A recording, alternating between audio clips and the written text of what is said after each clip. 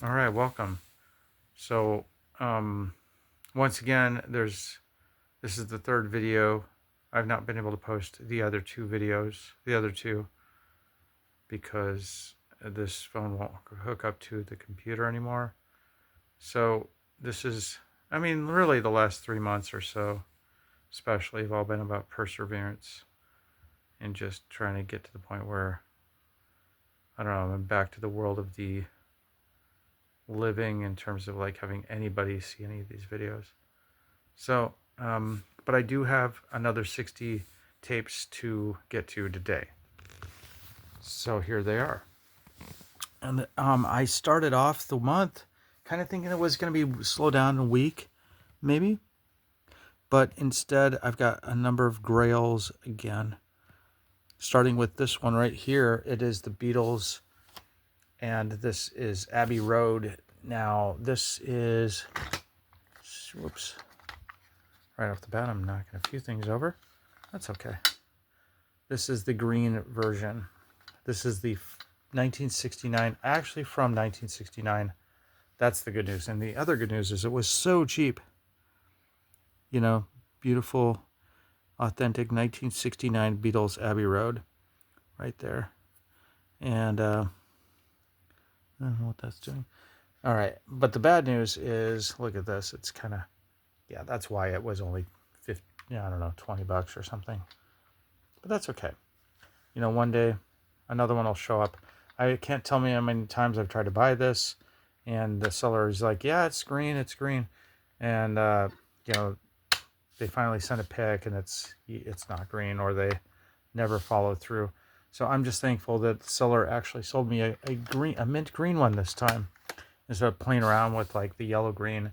There are three different kinds. There's the yellow green, and the mint green. And I say the mint green, and they, yeah. Anyway, this was mint green, so I'm really thankful to that seller.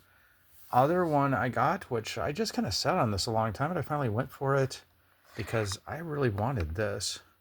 This is my favorite Captain Beefheart album right here, and this is an original Lick My Decals Off Baby from, who knows, maybe it is actually, it was from the 1970 or whatever when it came out, because I forget whether it's got the original Warner logo though, their reprise logo.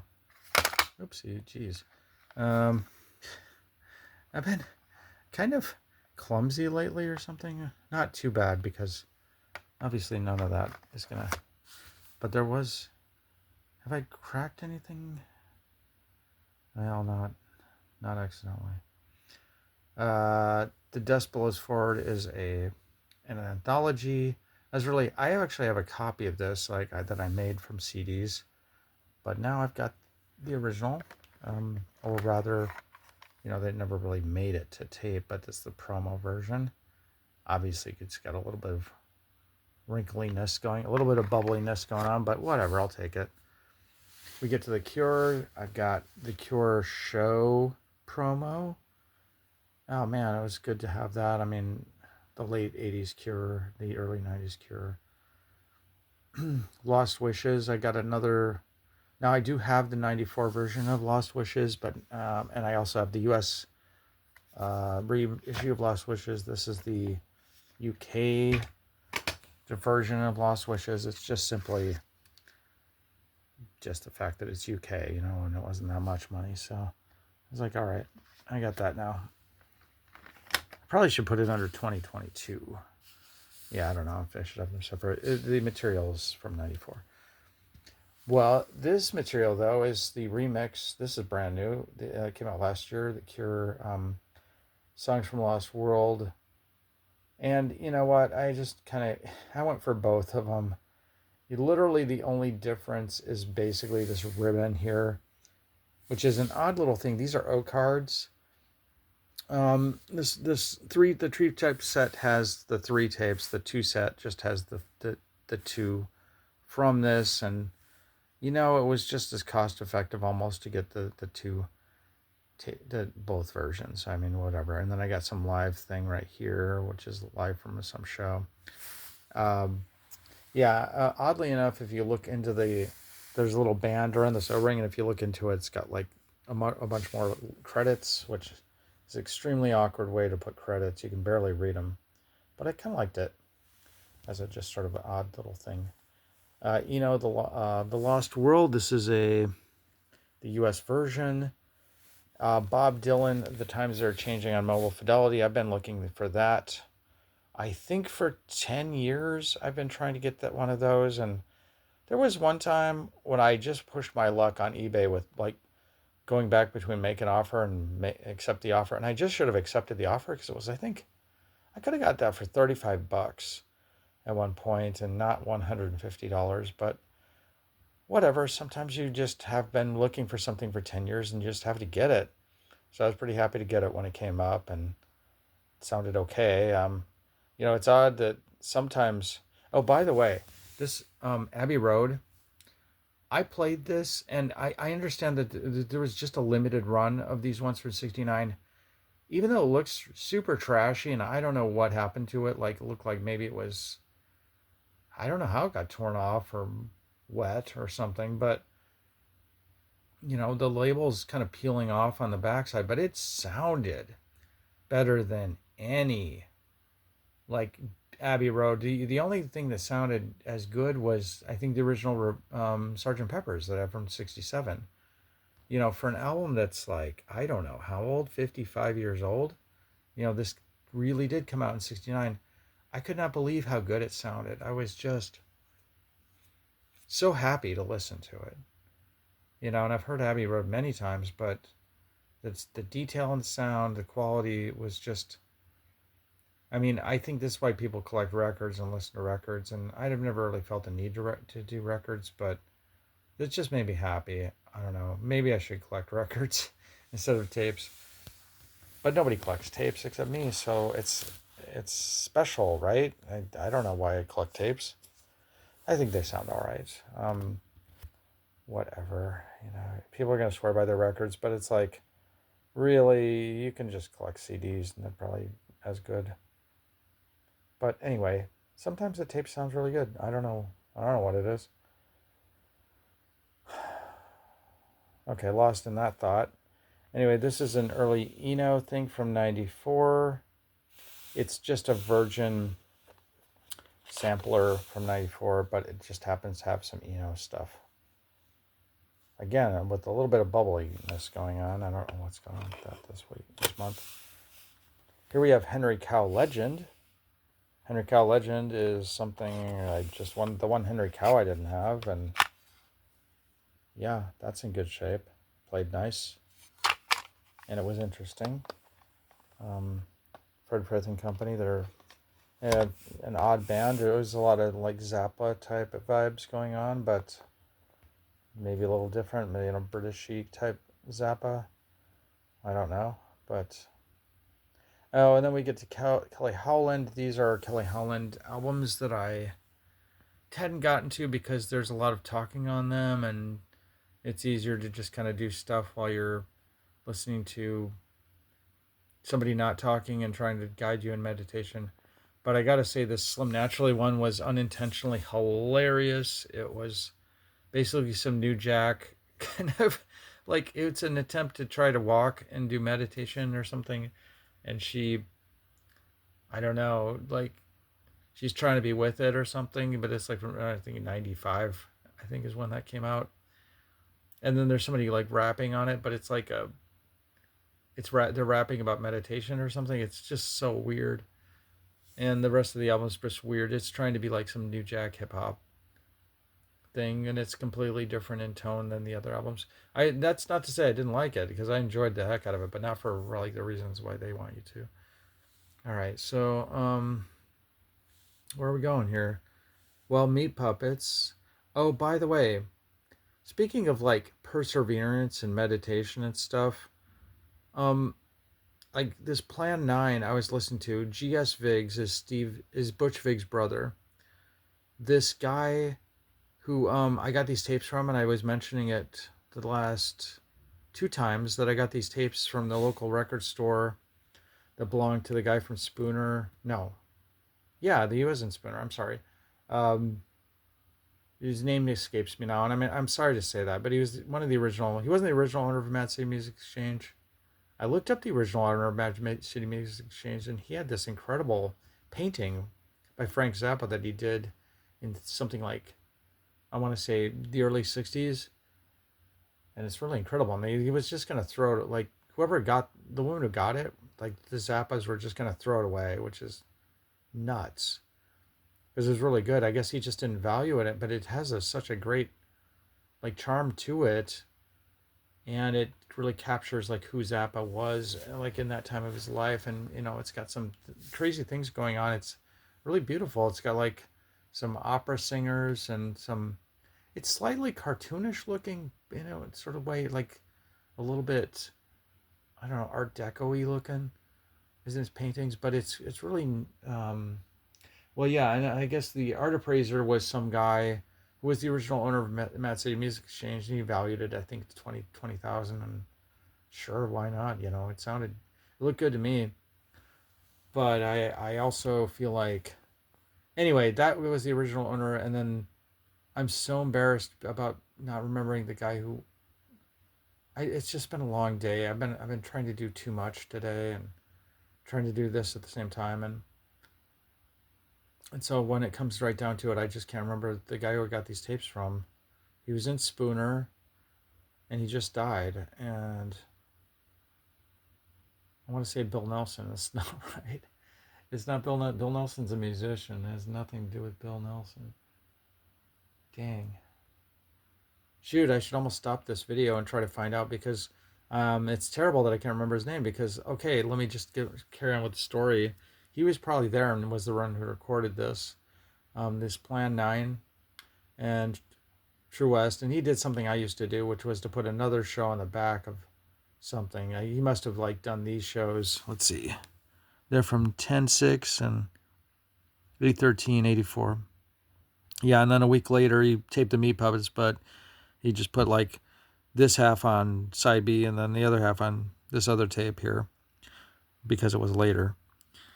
And so I understand that, but, like, it's cool. But the Plan 9 one, I noticed that they have a riff in there that's exactly like a Nirvana song. I was going to say Sifting, but it's not. It's Mr. Mustache. Right, so I made this thing, a big post in the Nirvana thing, like, hey, does this bass line sound familiar? And all these people said no. And they're trying to tell me that, like, well, it's because he really got it from Paul Revere and the Raiders, like a song by Paul Revere and the Raiders. And I said, no, I don't think so, because, like, maybe he did, but there's like a major to minor thing going on where it's alternating between major and minor, and the riff, like, every second note. And it's like, there's no way, like, it's too weird and too particular. But I couldn't get a lot of people on board with this idea that I discovered anything, because everybody's crediting it to Paul Revere and the Ragers. But I've got this friend who I'm telling him about this, and everybody who has a counter argument wants to say, like, oh, Kurt Cobain wouldn't have stolen. They don't want to think that Kurt Cobain stole this. But I'm kind of thinking, like, you know what? I found something out about a Nirvana song that I don't think anybody's ever found before. And even, like, my friend, he doesn't care. Like, he doesn't care that I found anything. He doesn't, he like, it wasn't like, oh, wow, you really picked out something interesting. It was like, I don't want to think that Kurt Cobain stole something. Of course, Kurt Cobain stole stuff. He stole from, and he made that song into his own. So I don't think it matters. I'm just tired of people. I'm really sick of them. Like, nobody wants to be around me anyway. Like, I don't have any visitors. I don't have any friends that come over. I'm working overtime, and I just don't care anymore. I found something out of a Nirvana song that nobody's found by this obscure band, and I'm pretty sure Kurt Cobain probably heard it in a music store, and probably had just got the riff in his head and didn't even know who the band was, I would imagine. Because why do you have to know who a band is? I mean, there's some people like to play stuff on the stereo in music stores to kind of put out, just like Bill Nelson did at Mad City Music Exchange. I know it's not Bill Nelson. This guy from Spooner. I I don't know. I mean, I make this movie called Backstroke of the West, and nobody, like, I got this other kid trying to, like, I don't know, move in and take credit for that too, and other people have kind of tried to wait me out to hopefully take credit for my movies and my any ideas I might have and anything I do, and all these, I see all these stupid kids that like make YouTube videos or whatever and get billions of views on them. They got nothing to say. All right, anyway, I don't know. Do I need to be? This is the greatest music collection of all time for cassettes. So, what does that do? Anybody? Like, I don't know. It doesn't do me any good. Sorry, I'm just getting bummed out here. This is part of persevering. This oval is pretty good. It's it's the other oval I didn't have. It's like one of the only things off this label, or they're from Poland. Hey, it's Richard Pryor from 75. See? Yep. I don't know if I should even talk about Richard Pryor. He's great. He takes like some crazy chances. He just doesn't care. And here's the one I really, really, really, really want to talk about. I mean, I couldn't believe I got this for $150. Now, the Lamonti Young was also for sale. And the painting here is from Terry Riley's daughter. It's really beautiful. I think she was 9 when she did this. And this is Terry Riley, Poppy Nogood, and the all-night Ascent, all-night flight, that is, the first Ascent by Terry Riley, off the SMS, which I think stands for the ship must stop. That's what it is. Which is, I have no idea where they came up with that name for a label. But yeah, this is a 8-hour, is performed over 8 hours with Terry Riley back in 1968. 67, wow. Okay, 67. It's an extremely important piece of music. The Lamonti Young was, and the things that Terry Riley did and Lamonti Young did were really, really cool, and there's echoes of it today. There was a Bluecoats show from last year, and I swear it sounds a lot like Terry Riley. They're just kind of beginning to catch up with some of the things that these composers were doing back then.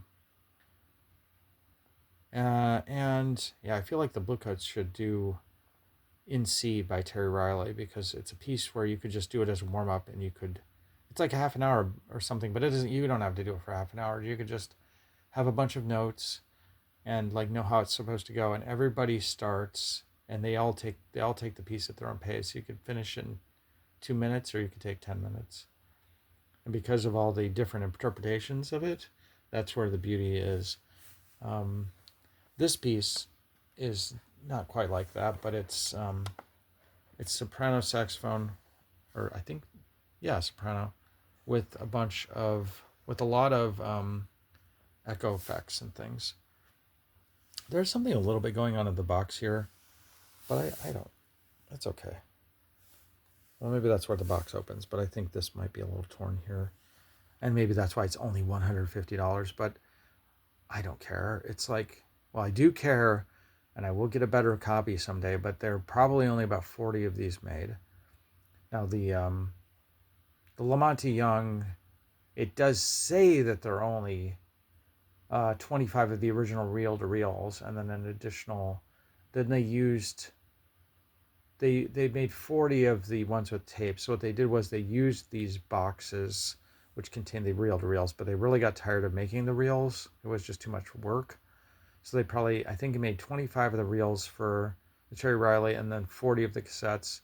They made 25 of the reels for this one, and I couldn't find any information on how many of the tapes they made, but if it's the same, then it would be only 40 of these in existence. So I was thrilled to get that. I've been looking for it for years. Here's another one that I'm pretty happy about, the Rock-afire Explosion, the Christmas album. this summer, I went with my friend and we went to the Volo Museum, which is the only place, one of the only places where you can actually still see the Rock-afire explosion. Now, I was kind of like, you know, the fact is, all right, they have a character here called, I forget what his name is now, but you can see the gorilla.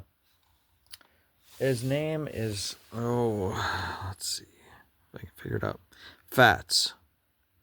He's basically based on Fats Domino. In other words, he's based off of a black guy, and so it's a gorilla who's a black guy, and like so, they kind of boxed themselves in the corner with that one, didn't they? What are they gonna have him do? Especially if he's trying to do like a song by like Diddy or not Diddy, but I think Biggie Smalls, like they do like a Biggie Smalls one, and so like you're either gonna have to have the polar bear rapping or one of the other beach bear or Mitzi or something, or you're gonna have like the black guy rapping, and he's a gorilla, so it's like, like I saw the video and it's like wow, or you just don't do the song, like that's how you box yourself in a corner when you do something like that. It's you. There's no winners, but I don't think they necessarily made out to be racist. But during the Christmas song, he was telling a story about how there's a tree next to his house, and his family likes to climb the tree. Now he's a monkey, so okay, he likes to climb the tree, but I mean, think about it. Yeah, I mean, I don't think these people really thought that through or something. Anyway, it's still like I mean, I almost cried when I saw the Rock-afire explosion because it's like a memory from my childhood.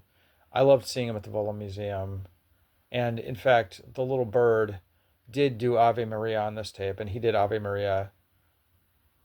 I didn't remember it, but like from being a kid or anything. But Ave Maria was, I guess, the bird. He's embarrassed to sing it, and he finally does. But I loved seeing the Rock-afire explosion, so oh well. It's yeah. We'll move on. Big Ugly Mouth by Henry Rollins. Some of that I just listened to it tonight. Some of it was in Madison. I guess Henry Rollins, his dad was in Madison. He was a professor here. But I can't figure out like whether he was like.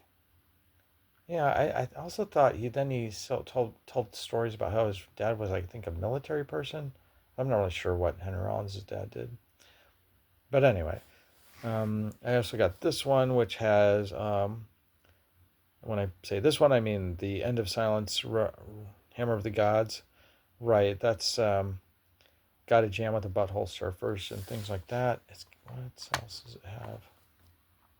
It's just got odd things because it's a wonderful, promo version that they just don't sell, and so I'm trying to get stuff like that for sure. Let's move on. Santa Clara Vanguard, 20 years, another grail that I vaguely knew this even existed. I don't think I remembered it, but it was put together by Gil Royer, the director of Santa Clara Vanguard, who died in 92. I think 92. And they did like the final show that they did was bringing back Fiddler on the Roof, and they played it wonderfully. They placed not very good for them. This is a champion. This is one of the original OG champion drum corps, and I think they placed like 8th with that. But it just was a relic of a show that wasn't quite able to keep up. But I mean, they just won the championship back in '89 with by the way, with a very easy show. I keep commenting on how easy Phantom of the Opera is. I love it, but nobody wants to hear that. But they all want to talk about, like, these boomers and Gen Xers want to talk about the glory days and how much better drum corps was back then. But then they didn't play anything with any difficulty. Any marching band could play Phantom of the Opera. Like the drum lines always had difficulty, but the horn parts are just, and they play them really, really well, of course. They played at championship level, but that show would get his butt kicked in, like today. I mean, drum corps are better today, and people need to realize that. They're just much better. Seafeel is a, this is, it's like What is it? Seafield. It's a Nostral Works. Pretty good. Yeah, I mean, I liked it. I'd be interested in getting the other. And it was like it felt like a Grail when I got it. So it's 90 mid 90s trancey sort of thing. So that's always great. Let's see what else I got. Soup is of course that Wisconsin band from the early 70s, late 60s, early 70s. Pretty good. This is a re-release of Metallic KO where you can apparently hear the bottle smashing. There's a couple bottle smashing. It's not like through the whole show or anything. But Iggy is just like riling up the crowd. He's like in true punk fashion. He's just trying to make them mad and he succeeds. And so they're kind of throwing bottles at the Stooges by the end. He's not really saying or doing too much to irritate anybody, but he does. Okay. And then Train Ride is it's a long train ride. Over the tracks, I guess. It's a steam train. Whatever it is, it's basically, it says it's relaxing, and it is. We're nearing the end here. The Velvet Underground, this is an MGM. It's just got it's a, classic MGM Velvet's tape, but I think this one is a Canadian version or something, or I can't remember what country this is from. England, okay, it's an England one. But I thought the England one, they also had a blue one. Anyway, an old version of Meaty Beatty from The Who, which I listened to just, I think, 2 days ago or yesterday. I can't remember. 2 days ago, I believe. Ugh, it's a little hard to get this stuff out. But it has, what's cool about this is it's got a very old cassette case with they don't really make them like this anymore, where there's a little bit of you can kind of see it, a little indentation in there. I like that kind of case. And this case happens to be in really good shape. I haven't managed to drop it and put a big crack in it or break it yet. Vanishing Voice is something I already heard, but it's good. And finally, I think the only two are left that are really notable here. I mean, this is kind of cool. It's a Neil Young with in a cigarette carton case. I think it's from Spain. This one is the German version of the Bleep of the Mothers of Invention. It definitely has the best, it's an odd little Verve tape, but it's got the best kind of looking, it's right there, for you to see. And there's the iconic cover. Unfortunately, it says Bean on it. Somebody has to write their name, I guess. But these tapes are pretty cool. I mean, I prefer this to the Ampex ones, which peel off and they're very hard to keep in good shape. I mean, I've got the Bleep of the Mothers on Ampex, but my copy is not, a little bit threadbare, as are all my early Zappa Ampex clamshell ones. This one's great though. This one is the Frank Zappa April '88 sampler. This is one that just stuck around and nobody bought it. And I bought it because, well, I should have bought it when it reached. I should have been just real covetous about it, but it turns out nobody seemed to care about this one. But it's honestly, they put this together, and just they did this a lot with these Frank Zappa things with the Ryko people, where they kept just making these really weird samplers. There's one that combines Shake Your Booty with something. I don't know. I've got them all. Hey, so anyway, that's the end of things. I'm going to try to get my phone to hook up to the computer, and then I got 3 months with 3 videos to post, all about half an hour each, which nobody will watch except 8 people click on it for 2 minutes, and they'll be like, okay, they're not going to stick around for half an hour. So I can rant and rave and cry, and nobody will ever watch it. Unless something horrible happens to me, and then my mom will watch it or something. Or somebody will watch it if, I'm dead. And, let's see, what else? Oh, I'm going to be taking photos because I think it's the 6-year period since I left my old place. And I'm going to be taking photos of everything I've listened to, which is about 3,500 tapes. And I'll be posting those one a day, alternating with my first 10,000 I also did. All right. Oh, it hit the 30-minute mark and it's still going. Okay. I thought I was done. Anyway, I'm done. Yeah, that's what I'll do next. It won't interfere with me doing a video though. I'll still do video within hopefully another 60 tapes. I got more coming today. Got good stuff coming. All right. Bye.